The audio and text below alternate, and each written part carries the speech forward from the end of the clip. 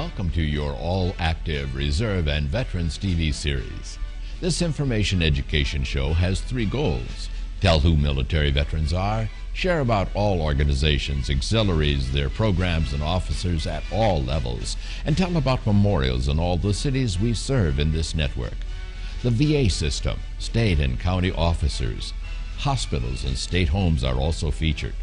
Please do check out our websites. Share your program ideas and concerns via the contact information on the show. We open each month's show with a patriotic theme.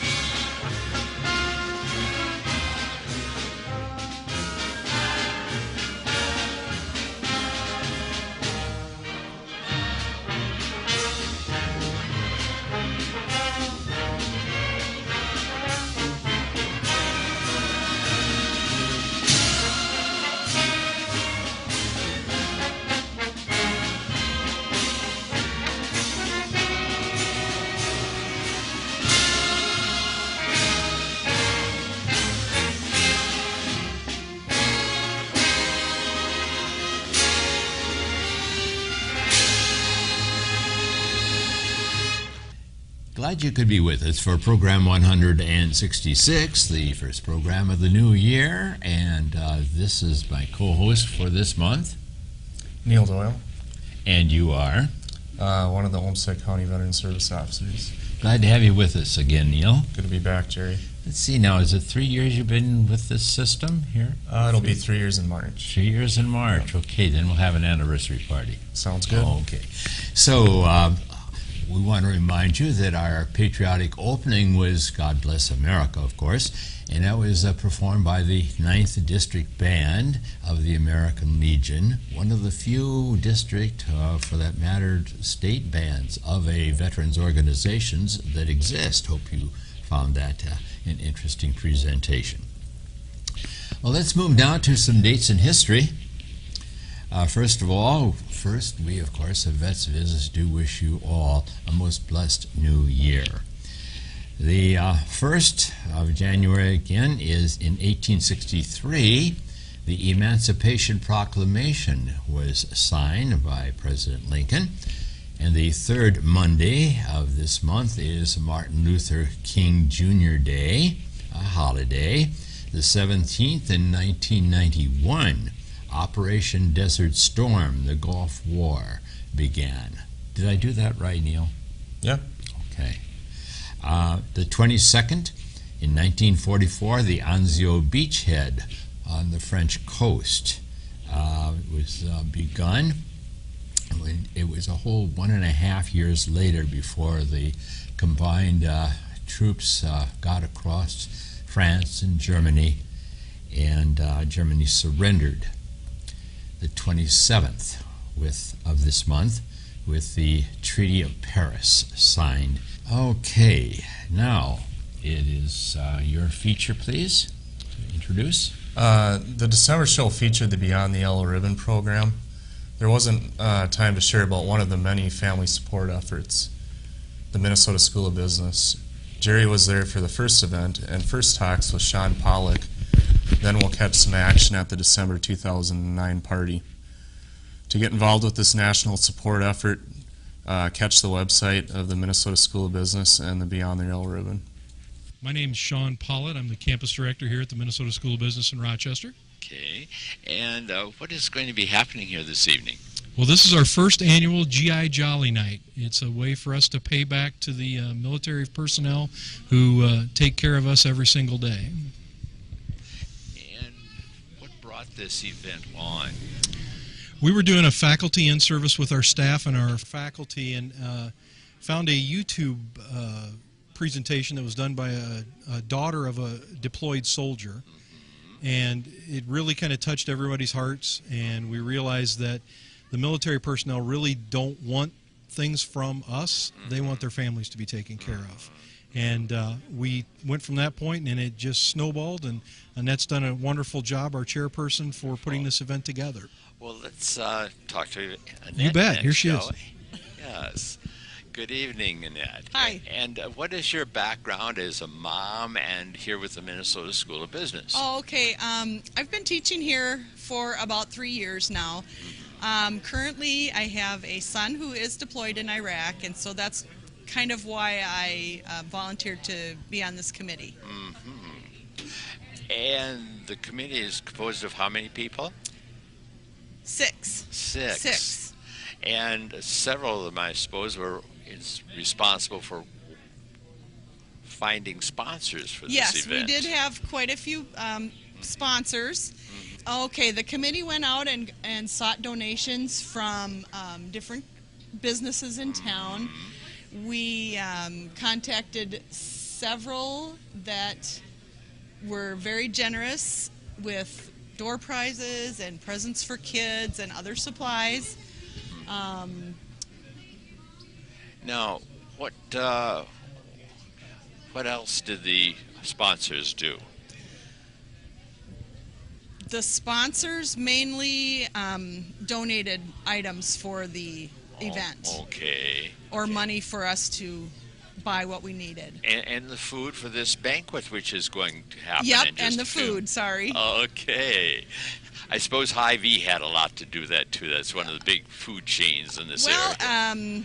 Ye Old Butcher Shop And the old butcher shop. gave us a good deal on some meat, and Okay. some of the meat I'm not quite sure where it came from because Okay. I just don't have the details. It's not roadkill anyway. No. I didn't need to say that, did I? Who is this gentleman to your right now? Okay, this is Chris Gore. He is our master of ceremonies.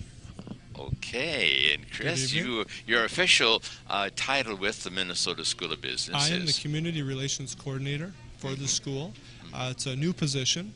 It came into being back in July. So in addition to doing a lot of community relations events such as this, communicating what we're doing here with local organizations, including even media outlets like with having you here today, I'm in charge of a service learning initiative that basically took shape over a year ago, but finally was implemented starting in this summer. So I'm really in charge of that, but key events like this as far as working with the community, and helping out the best way I can as far as hosting. That's what I'm doing tonight. That's my job here, so introducing key people, saying a few things. So these students have been, I suppose, practicing, in a sense, the act of community relations in working with these veterans' families. Yes, very much so. I mean, as far as here today and seeing firsthand the importance of, giving back to the community. If they haven't done it directly, at least they see it here with the military families that are here, today. And any business person that you want to send out to work in the communities Yes. should have a sense of what it is to be involved.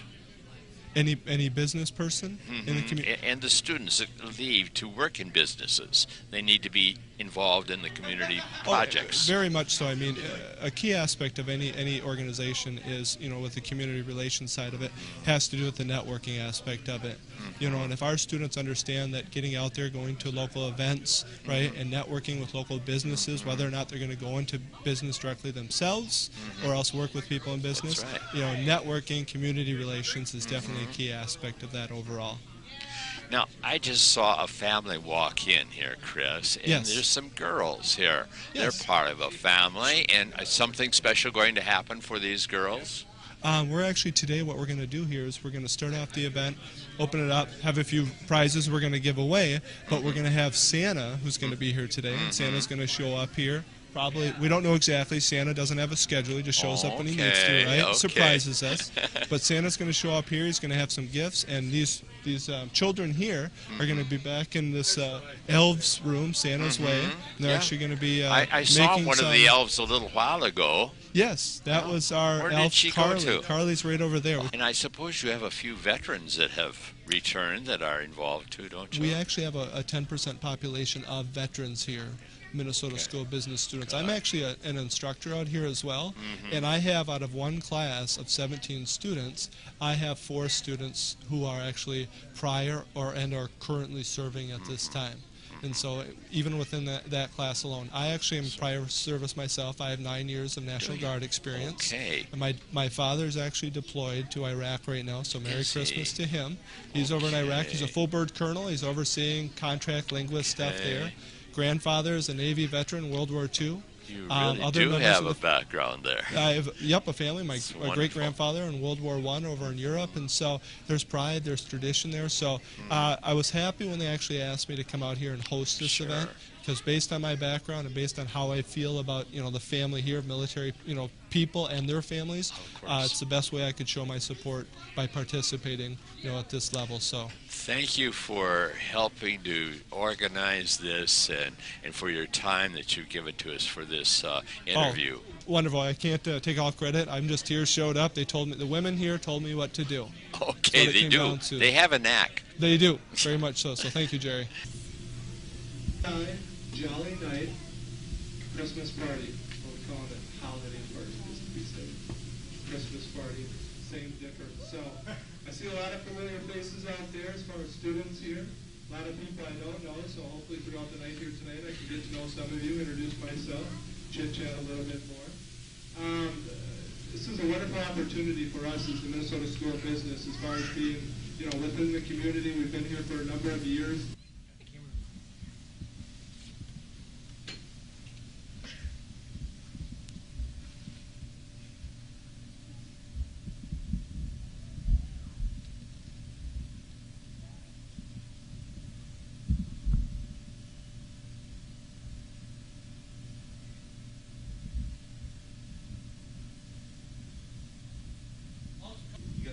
Things. I saw he did a lovely job coloring. I'm not sure he's going to win, but he tried. And all these raffle gifts, we had, it was amazing in a month's time how much the community pitched in with Annette and this team.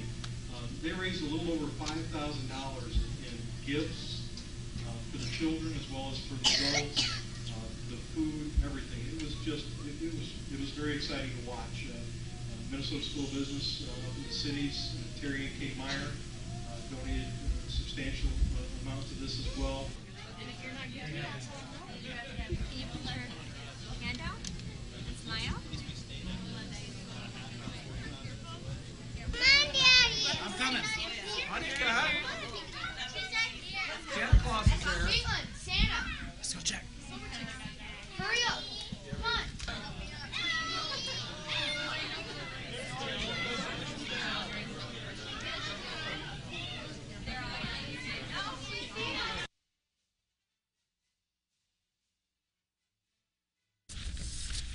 As most of you may know, most of our 50 states have county veteran service officers embedded with county government to assist veterans and their dependents with VA benefit entitlements.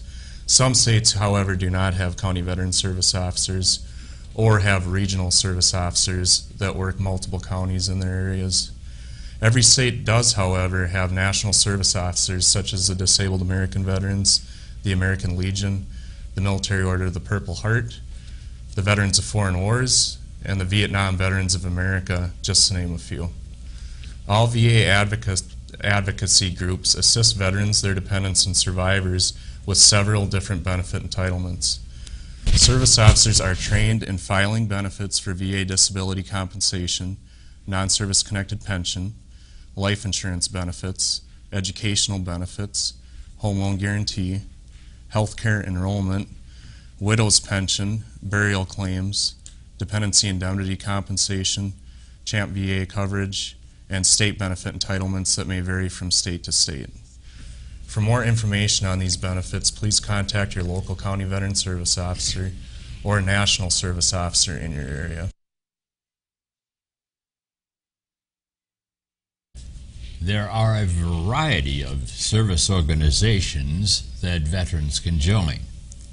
For we military veterans, may I sincerely encourage you to learn which ones are close to you so that you can be an active part and learn how the organization operates and maybe someday be an officer. Most of these organizations do have at least 2 state, that is, department meetings yearly. At the fall conference of the Veterans of Foreign Wars, I talked with a state senior vice commander and also the state auxiliary vice president. And if we have time, we'll hear from a cootie also. You know what a cootie is, don't you? The military order of the cootie scratch? It's a scratch, yeah. Okay. It comes from the little type of flea that World War I veterans were prone to obtain as they slept in their pup tents and what have you. So anyway, there's an education for the younger generation. We just had to share, didn't we? Of course, I wasn't World War I either. Okay, let's go on to these interviews.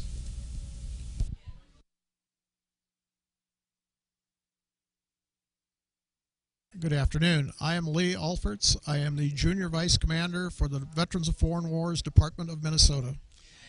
And we're meeting here in Rochester for what event? This is our fall conference. We meet 3 times a year in a conference just like this. We have to transact business legally, and we need to get the membership here to do that. So we meet in the fall conference. We have a midwinter conference in January, and then we have our convention, which will be in June of 2011. And now let's go back to the history of the VFW, the Veterans of Foreign Wars. When was it originated? The Veterans of Foreign Wars was originally founded in 1899, and it was founded by survivors that came back from the Spanish-American War. It was specifically gathered together all of the veterans because they didn't have any of the benefits we have now, and they had terrific maladies and physical problems that were not being addressed by our government. So they banded together to form an organization to lobby for the benefits that we now have. So they began the process even back then in the Spanish-American War era after that particular conflict. Yes. And then the VFW, of course, was gathering more members after World War I. Yes. And they began a real recruiting effort. Actually, in 1899, there were 3 different organizations that met separately, and Minnesota was a part of that. We have in Minnesota the second oldest post in the nation, Post 5, which is in St. Paul. And they started back then. We formed together nationally in 1919 as one organization. Okay, the 3 that became the VFW then had so many common goals. Is that what you're saying? Yes, we have 4 main what we call pillars and reasons to exist. We have, first of all, veteran service, which we take care of our own, and that's a primary responsibility. Second is community service. Most people don't know how much work we do in our communities, donating in time and in money. The third thing, of course, is youth development. We have a terrific scholarship programs. We have Boy Scouting programs. We have all of that. Sporting. Indeed. And yes. Fourth, we have political action. We need to be careful here because it's not political endorsement. It is political action.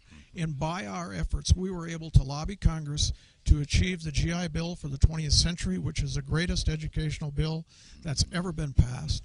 We have tax benefits here in the state of Minnesota for veterans who are disabled that we lobbied for, and that's our political part of it. Now, a little bit of personal information about yourself. You served in what era? I was a combat Marine in Vietnam in 1969, and I came back and was not part of this organization for a long time, given the problems that the Vietnam veterans had back then. But have now become a part, and I can tell you that it's a great organization with its arms open to all veterans who've served in a foreign conflict.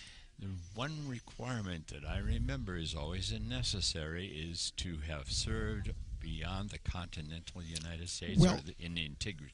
Yes. Not only beyond the continental United States, it is also you have to have served in a combat zone. You don't have to have been in combat, but you have to have served in a combat zone. You must either have a campaign ribbon, or received hostile fire, imminent danger, or combat pay. Those are the qualifications. Excellent.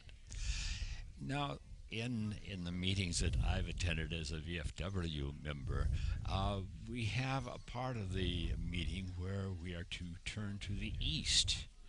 A part in the meeting where we turn to the east and remember a special children's home. Yes.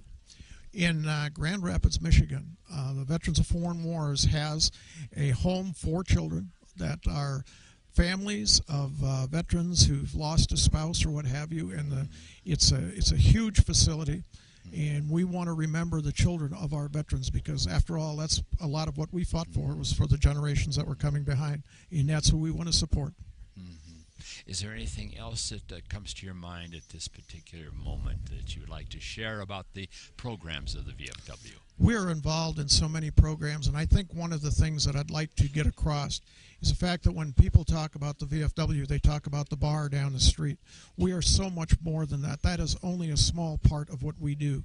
And we have our canteens, we call them canteens. We have them so that veterans have a place that they can gather with the people of their own kind that understand them and they understand. But our community service work is so much greater than what the bar room is, and that's where the heart and soul of our organization is. And I could go on and on about the things we do, but Minnesota continues to lead the nation in number of volunteer hours. Last year alone, we donated over 8 million hours of volunteer service work. We donated $3.5 million in cash or cash in kind within our communities. That's really who we are and what we do, and that's why we exist. And then finally, you are not solely by yourself as a veterans organization, but you work in cooperation with other veterans. Indeed. Hey, there's a Minnesota Veterans Council, for instance, yes. And I presume that all other states have something comparable to this effort to work together legislatively. And we have each organization, and there are any number of different veterans service organizations. We have the Organization of the Purple Heart. I'm a member of that. We have the American Legion. I'm a member of that. We have various service organizations. We all exist. The Disabled American Veterans is another organization. We have a lot of different organizations, and we're all there for one reason, and that's to make our communities. We've proven by the sacrifices we've made and what we have done for our country that we want to serve, and we continue serving even though we're not in the military. Thank you so much for your time this afternoon and sharing with our viewers about the programs and the origins of the VFW. And we're going to talk for a couple of minutes with some of the other auxiliary type organizations. Absolutely. We you. exist because of our auxiliaries also. I was able to visit the Ladies Auxiliary Luncheon at the fall conference, and it was held at the local Rochester Post 1215 VFW Post Home, and their fun theme was Halloween with different kinds of displays, which you have been looking at these past few minutes. And what is your name, please? Hi, I'm Deborah Tweet.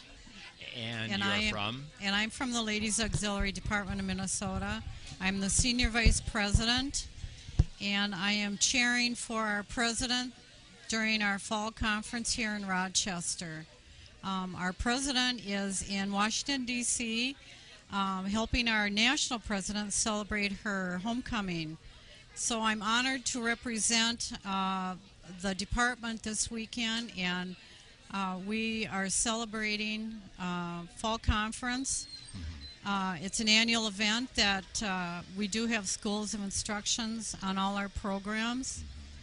And today, this afternoon, we are at the Rochester VFW, and the department Ladies Auxiliary is holding the annual Poppy Tea, and this requires our sisters and comrades to come up with a designated theme, which this year is Halloween, and to use Buddy Poppies in that theme. So we're real excited, looking forward to seeing all the different displays and costumes, and it's always a fun time. And it's really too bad our president couldn't be here this weekend, but I know she will look forward to seeing all the pictures and such when she returns. We get ready for our year with our chairmans this year. Through this fall conference, this is where our chairmans get to actually have a hands-on with our members and the post and auxiliary officers, and what's important to both the VFW and the Ladies Auxiliary. I'd like to make special note that our presidents this year, her theme, her department president's theme is homeless veterans. What was that? Homeless veterans. Oh, yes. So very special and dear to her.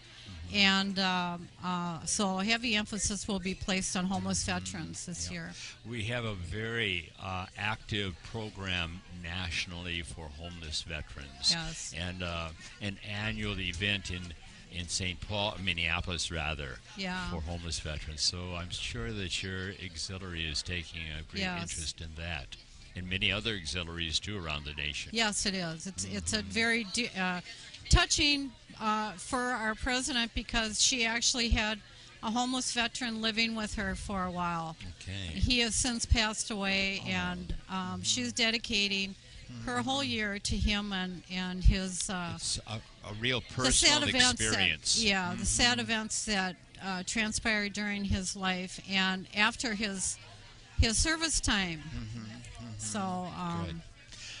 Well, I thank you so much. Is there any other special? Well, our cancer program is always important. Yes. A cancer aid and research.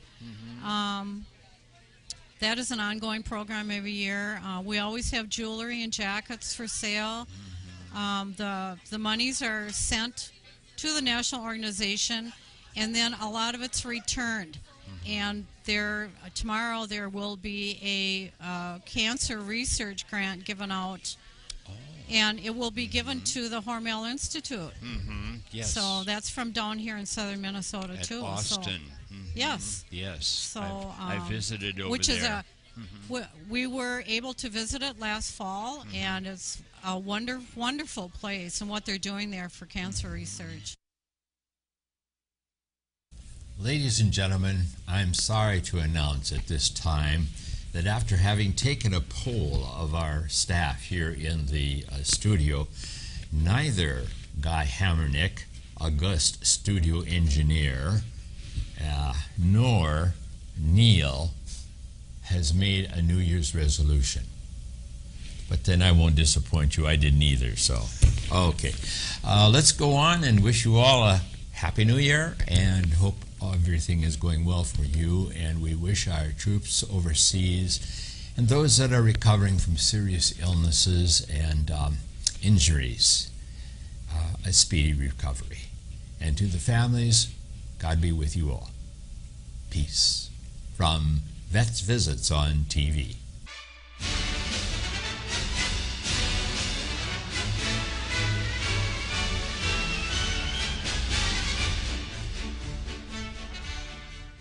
Thank you for joining us for this month's show.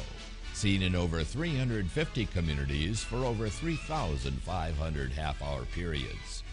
Our websites have additional information about the show and are updated bi-monthly. To contact us, you are welcome to use one of these electronic methods. For all ground mail with questions, suggestions for future programs, you may use this address.